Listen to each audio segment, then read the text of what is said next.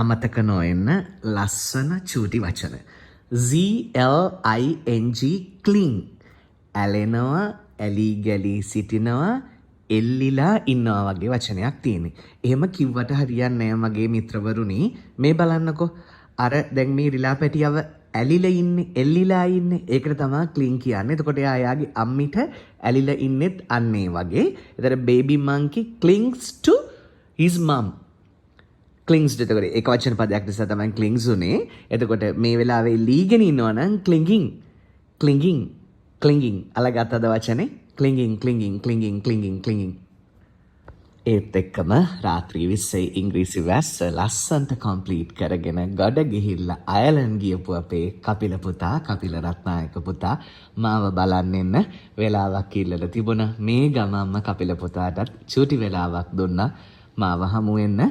බොහොම පිං කපිල පුතේ ඇවිල්ලා මාව බලලා ගියාට සම්බුදු සරණයි. ආයෙත් පරිස්සමෙන් ගිහිල්ලා ගොඩක් දිනු වෙලා ආයෙත් එන්න.